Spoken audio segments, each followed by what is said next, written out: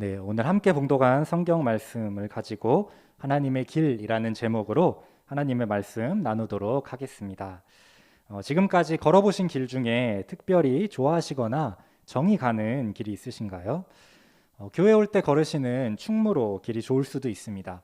출근하실 때 지나시는 길도 있겠고 걸으면 익숙하고 편안해지는 길이 있습니다. 저는 어디를 갈 때 지하철을 타고 다닙니다.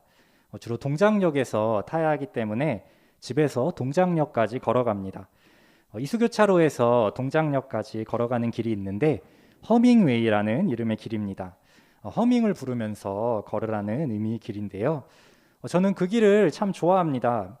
길 자체가 나무로 우거져 있어서 아침에 걸으면 공기도 좋고 옆에는 꽃들이 활짝 피어 있어서 청록과 형형색색으로 물든 외관이 참 보기가 좋습니다. 이 길을 걸을 때면 왠지 모르게 기분이 좋아지고는 합니다. 우리 인생은 흔히 길에 비유되곤 합니다. 우리 인생을 성공으로 이끄는 길을 찾는 것이 결코 쉬운 일이 아닙니다. 그런데 하나님께서 우리를 인도하시는 길이 있습니다.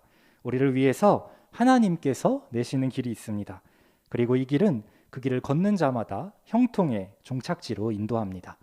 오늘은 본문을 통해서 하나님의 길은 어떤 길인지, 그리고 그 길을 만나기 위해서 우리가 가져야 할 자세에 대해서 생각해 보겠습니다. 첫째로 하나님이 내시는 길은 지름길입니다. 16절 말씀입니다. 나 여호와가 이같이 말하노라. 바다 가운데의 길을 큰 물 가운데에 지름길을 내고. 하나님께서 바다 가운데의 길을 지름길을 내신다고 말씀하십니다. 그 다음 17절은 다음과 같습니다. 병거와 말과 군대의 용사를 이끌어내어 그들이 일시에 엎드려져 일어나지 못하고 소멸하기를 꺼져가는 등불 같게 하였느니라. 병거와 말을 바다에서 수장시키셨다는 말씀입니다. 방금 읽은 16절과 17절 말씀은 어디서 들어보신 이야기 같지 않으십니까? 바로 이스라엘 백성들이 홍해바다를 건넌 이야기를 말씀하시는 것입니다. 하나님께서 지금 이스라엘 백성들에게 예전에 너희들이 홍해를 건넌 사건을 기억해 보라고, 나 여호와가 바로 그런 일을 이룬 존재라고 말씀하고 계신 것입니다. 오늘 말씀에 따르면 하나님이 내시는 길은 지름길입니다. 이집트를 탈출해서 홍해바다 앞까지 온 이스라엘 백성들, 이집트를 탈출한 것까지는 좋았는데 앞에는 홍해바다가 놓여 있었습니다. 그리고 뒤로는 하나님께 10가지 재앙을 얻어맞고는 이스라엘 백성들이 이집트를 나가는 것을 허락했던 바로가 다시 마음이 완악해져서 군대를 이끌고 이스라엘을 쫓아오고 있는 중이었습니다. 앞에는 홍해바다가, 뒤에는 바로의 군대가 다가오고 있습니다. 막막한 상황이었습니다. 이때 이스라엘 백성들이 생각할 수 있는 것은 기껏해야 수많은 배들이 갑자기 나타나서 자신들을 태워다 나르는 것 정도이지 않았을까 싶습니다. 그런데 하나님께서는 아예 바다를 가르셨습니다. 정말 제대로 된 지름길, 사람은 감히 만들 수조차 없는 지름길을 이스라엘 백성들 앞에 내어 놓으신 것입니다. 하나님께서 홍해바다를 갈라서 이스라엘 앞에 내놓으신 길은 지름길일 뿐만 아니라 좋은 길이기도 했습니다. 생각해 보겠습니다. 만약에 바다가 그냥 갈라지기만 했다면 바다 사이로 난 길은 갯벌과 같이 질척거리는 길이었을 것입니다. 그런 질척거리는 땅으로 걷다 보면 수레와 가축과 어린아이들을 동반한 이스라엘 백성들은 빠르게 이동하지 못했을 것이고 홍해 바닷길을 다 건너기도 전에 병거를 타고 쫓아오는 이집트 군대에게 붙잡혔을 것입니다. 그런데 하나님께서는 홍해 바다를 다 가르시고 바람을 불어서 바다 사이로 난 길이 마른 땅이 되게 하셨습니다. 물이 다 마르고 마른 땅이 되었기 때문에 이스라엘은 그 바닷길을 손쉽게 건널 수 있었고 애굽 군대에게 덜미를 붙잡히지 않을 수 있었던 것입니다. 하나님이 우리에게 내시는 길은 지름길인데 그 길은 우리가 걸어가기 아주 좋은 길입니다. 하나님의 방법은 사람의 생각을 초월합니다. 우리 구약 성경의 요셉을 한번 오늘 말씀에 연관지어 생각해 보았습니다. 요셉이 13년의 긴 어둠의 세월, 그러니까 형들의 손에 의해 노예로 팔리고 보디발의 부인 때문에 누명을 쓰고 또 감옥에서 지내고 이 긴 고난의 시간을 보낸 이후에 결국에는 이집트의 국무총리가 됩니다. 국무총리는 공무원이죠. 만약에 요셉이 신입 공무원부터 시작해서 국무총리가 되려고 했다면 몇 년이 과연 걸렸을까요? 시간도 시간이지만 확률상으로도 아마 거의 불가능했을 것입니다. 수만 명이 되는 이집트의 공무원 중에서 바로 왕이 과연 요셉을 뽑을 확률이 얼마나 되었겠습니까? 요셉이 국무총리가 되는 지름길은 공무원이 되는 게 아니었습니다. 겉으로 볼 때는 13년의 시간이 계속해서 내리막길을 걷는 것처럼 보였지만 그게 요셉이 국무총리가 되는 지름길이었고, 그래서 하나님은 요셉을 그 길로 인도하신 것입니다. 하나님의 길은 우리의 생각으로는 잘 이해가 되지 않을 때가 있습니다.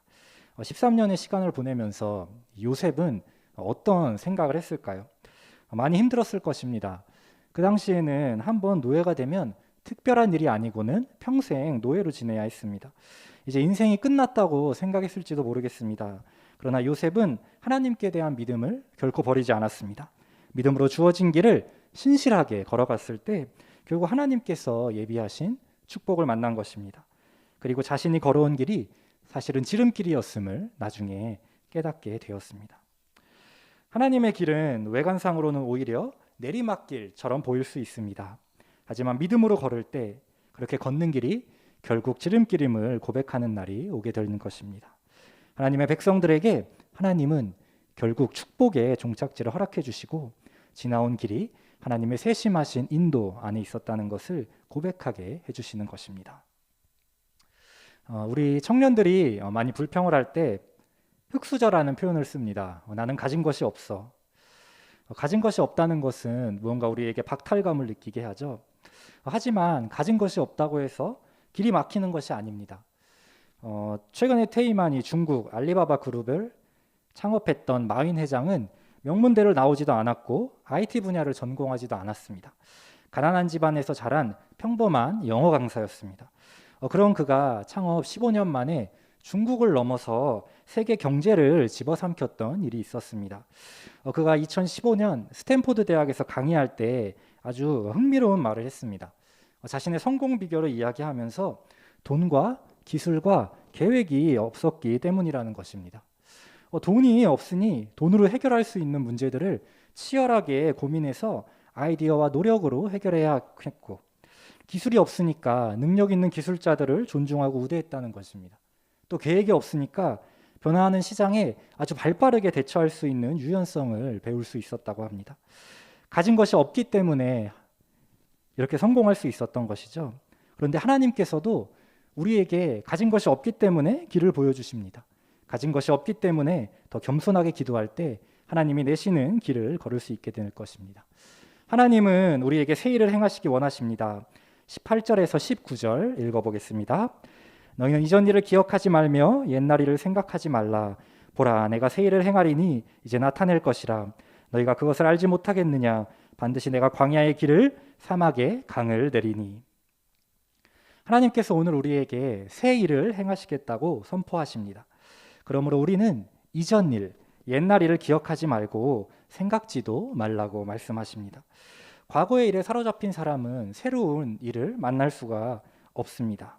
과거의 실패와 또 부끄러움과 좌절은 이미 지나간 옛날 일일 뿐입니다.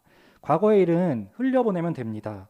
오늘의 나는 하나님께서 나에게 주시는 새로운 길로 걸어가면 됩니다. 우리 트라우마라는 말을 종종 쓰고는 합니다. 나 트라우마 생긴 것 같아. 트라우마는 과거에 겪은 정신적인 고통이나 정신적인 충격이 유사한 상황이 나타났을 때 발현이 돼서 불안해지는 증상입니다. 사람마다 조금씩은 다 트라우마가 있으신 것 같습니다. 출근에 대한 트라우마, 인간관계에 대한 트라우마, 예전에 받은 쓰라림, 마음의 상처에 대한 트라우마 등 여러 가지 트라우마가 있을 수 있겠죠. 그런데 오늘 하나님께서 우리에게 주시는 말씀은 분명합니다. 그 모든 것은 다 예전 일이라는 것입니다. 너희는 이전 일을 기억하지 말며 옛날 일을 생각하지 말라. 하나님이 우리 앞에 준비하신 새 일이 분명히 있습니다. 그 새 일을 만나려면 과거의 실패와 아픔들은 생각지 말고 전방을 주시해야 합니다. 앞을 봐야 하는 것입니다. 다시 한번 요셉의 이야기를 생각해 보겠습니다. 요셉은 어린 나이에 형들에게 버림받고 노예로 팔렸습니다. 가족의 손에 의해서 노예로 팔렸습니다. 가족이 어떤 존재인가요? 세상에 그 누구가 믿을 수 없다고 해도 나를 믿는다고 이야기해 주는 존재가 가족이지 않습니까? 그런데 그런 가족에 의해서 노예로 팔렸습니다. 이런 경험을 한 요셉이 과연 정상적인 인간관계가 가능했을까요? 가족에게 버림받았으니까 마음의 상처가 심했을 것입니다. 그리고 그것이 인간관계에 트라우마로 작용했을 수도 있습니다. 관계에 대한 충격, 트라우마가 생겼을 것입니다. 그런데 요셉이 만약 그 트라우마 안에 갇혀 있었다면 정상적인 사회생활 할 수 있겠습니까? 아마 폐인이 되고 말았을 것입니다. 그러나 요셉은 어린 시절에 그런 큰 아픔을 겪었지만 과거의 일은 과거의 일로 흘려보내고 잊어버립니다. 요셉이 가족들에 의해 노예로 팔린 아픈 과거를 잊었다는 증거는 요셉이 국무총리가 된 이후에 형들을 만난 장면에서 알 수 있습니다. 만약 요셉이 가족에게 버림받았다는 상처를 계속해서 마음에 안고 살았다면 양식을 꾸러왔던 형들을 가만히 두지 않았을 것입니다. 복수했을 것입니다.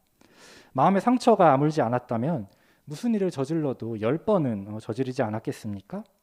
그런데 요셉은 형들을 용서합니다. 어떻게 용서할 수 있었을까요? 요셉이 과거의 상처에 얽매이지 않았기 때문입니다. 과거의 일은 잊어버리고 하나님께서 인도하시는 길을 걸어온 사람이기 때문에 수십 년 만에 재회한 형들을 용서할 수 있었습니다. 요셉은 과거의 일에 사로잡히지 않는 사람이었습니다. 과거의 일을 기억지 않고 하나님이 나에게 이뤄가시는 새 일을 바라볼 줄 아는 사람이었습니다. 사랑하는 성도 여러분, 하나님께서 내시는 지름길이 있습니다.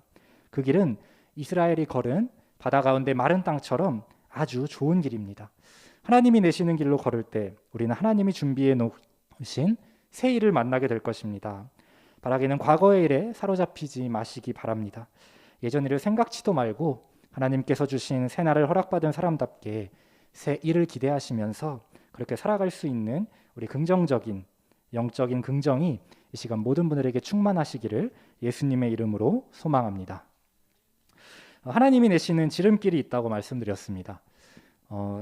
그렇다면 이 길을 만나기 위해서 우리가 지녀야 할 자세는 무엇일까요? 하나님이 나의 하나님이라는 믿음이 있어야 한다는 것입니다. 15절 말씀 보겠습니다. 나는 여호와 너희의 거룩한 이요 이스라엘의 창조자요 너희의 왕이니라. 하나님께서 자신에 대해 설명하고 계시는 말씀입니다. 하나님이 스스로를 표현하실 때 꼭 따라붙는 대명사 혹은 교우명사가 있죠. 무엇입니까? 너희의라는 말과 이스라엘이라는 말입니다. 하나님이 내가 너희의 이스라엘, 바로 너희의 하나님이다 라고 말씀하고 계신 것입니다. 이스라엘 백성들에게 내가 바로 너희 이스라엘의 하나님이야 라고 각인시켜 주고 계시죠. 오늘 우리 모두는 영적인 이스라엘입니다. 하나님의 소유된 백성입니다. 그러므로 이 15절 말씀을 우리에게 적용한다면 하나님은 나의 하나님이시다라는 확신을 가질 수가 있습니다. 사랑하는 성도 여러분, 하나님은 나의 하나님이십니다. 하나님은 그냥 하나님이 아니십니다. 하나님은 나의 하나님이십니다. 홍해바다가 갈라지는 것은 하나님께서 세우신 자연의 법칙을 스스로 깨시는 일이었습니다. 그런데도 하나님은 왜 홍해바다를 가르셨을까요? 이스라엘이 하나님의 백성들이었기 때문입니다. 하나님의 백성들이기 때문에 자연의 법칙을 깨시면서까지 하나님께서는 이스라엘 백성들을 책임지셨던 것입니다. 하나님은 나의 하나님이다 라는 믿음을 가져야 한다고 말씀드리는데요. 나의 하나님이라는 말의 의미에는 두 가지 뜻을 담고 있습니다. 첫째로는 하나님은 나의 구속자시라는 것입니다. 14절 말씀입니다. 너희의 구속자요. 하나님은 우리의 구속자, 구원자이십니다. 나의 하나님이라는 말에는 하나님이 나의 구원자시다라는 의미가 담겨 있습니다. 하나님이 나의 구원자라는 말에는 하나님께서 나의 삶에 크고 작은 일, 그리고 생명까지도 주관하시는 분이라는 고백이 담겨 있습니다.